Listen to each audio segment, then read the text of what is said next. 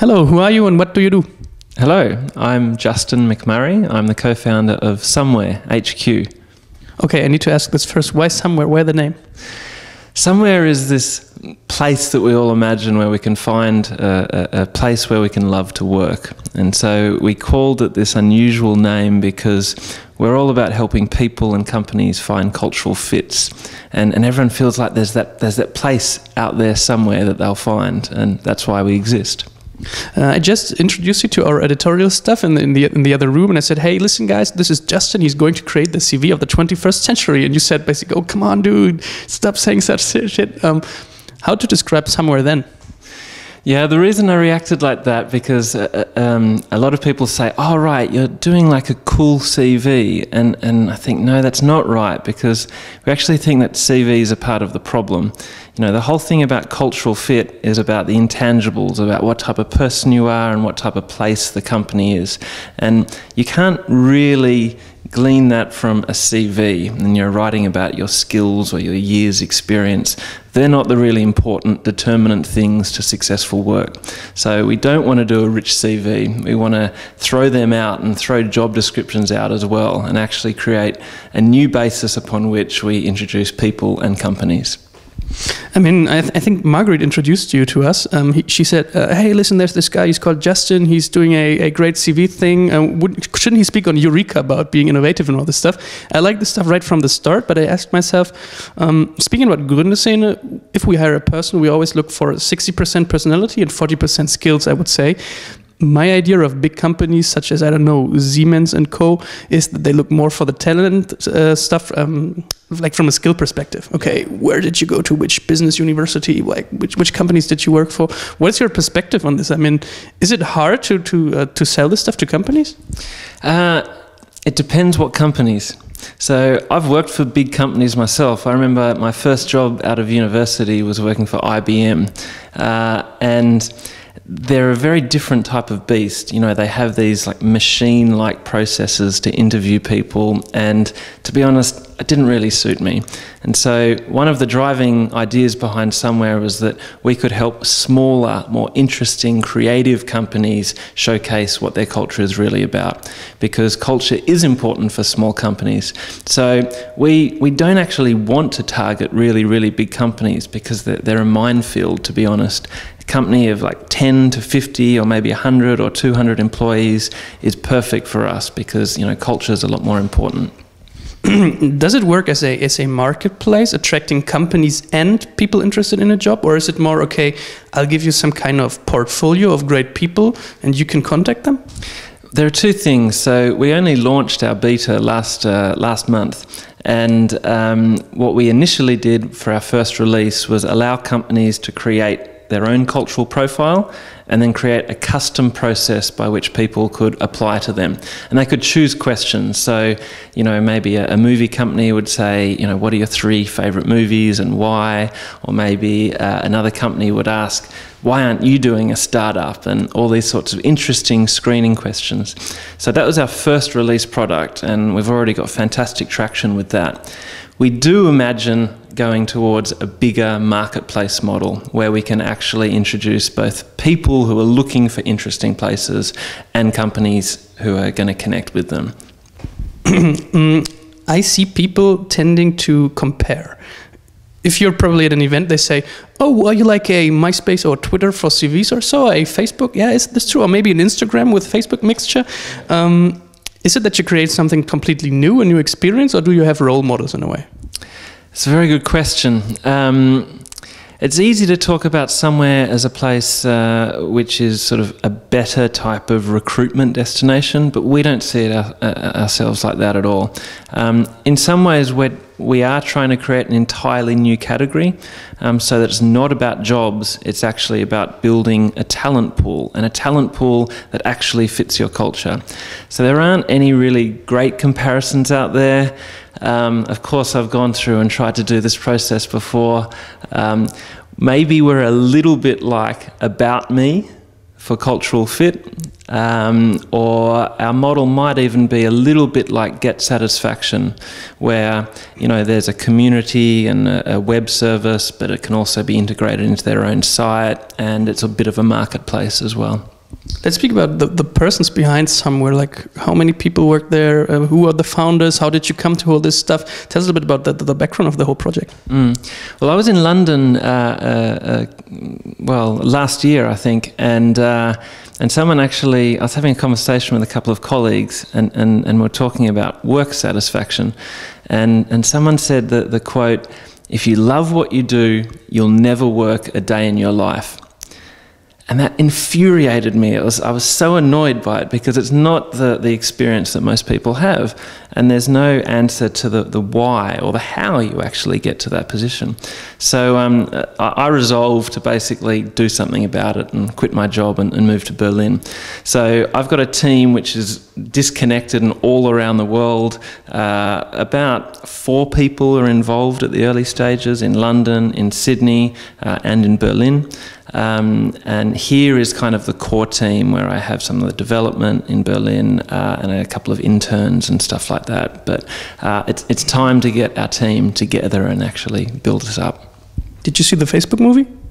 I did see the Facebook movie.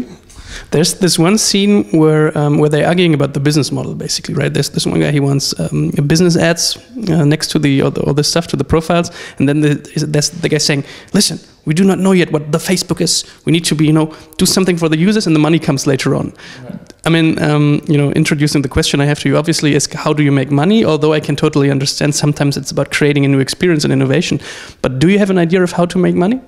Yeah, we're already earning revenue, actually. We've got a really, really simple business model. Because we're offering a software as a service model to companies, they pay a monthly subscription for accessing our software and using it just like you would a base camp or something like that. What we're just testing at the moment is the amount that they're prepared to pay. The thing about this industry is that companies who are using recruiters or recruitment companies, they are extortionately expensive, and it's a really, really inefficient and ineffective market.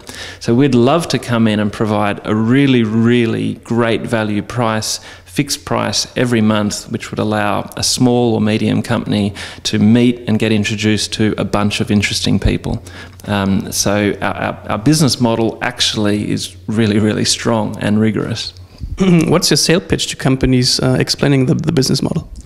It's interesting. When I speak to smaller companies, they get it straight away. I say, how important is it for you to find talent that's a cultural fit? And they say, it's the most important problem that we face, without doubt. And I say, well, how do you do that at the moment? They say, well, we post our jobs on jobs boards. I'm like, all right, and then what happens? Well, we get 300 applications, and then I spend 3 days, going through them. And I say, look, this is crazy. And, how about you actually start with screening people based on potential cultural fit? So think about what's important to your company and your culture, and then, you can showcase that, and then actually set up the right screening questions. The second part of that is getting them to think about moving beyond just-in-time hiring, which is an expensive headache and it's very stressful. The smarter companies already know that they need to build talent pools over time and always be meeting people, and that's what they can use Somewhere to do, to have an always-on pipeline of talent. I think always on is the keyword here, right? Yeah, it is, because we've all been in that scenario of a mountain of CVs in front of you, and you end up just spending 5 seconds looking at them, and you're doing it because you have to have someone starting next week, and as we say, you only get the best of the desperate when you take that approach. Let's speak from an employer's view. I just recently saw on the news that the German government did a test on applicants. They erased the name, the birth date, and the nationality, I think. And it showed that people that are usually discriminated, such as women, foreigners, or maybe, how do you call these people in the wheeling chairs? Disabled. Disabled people, exactly. Do you think that your approach also helps such people, that maybe struggle to find a job because of certain, discriminations or problems? Does Somewhere help them? I hope so.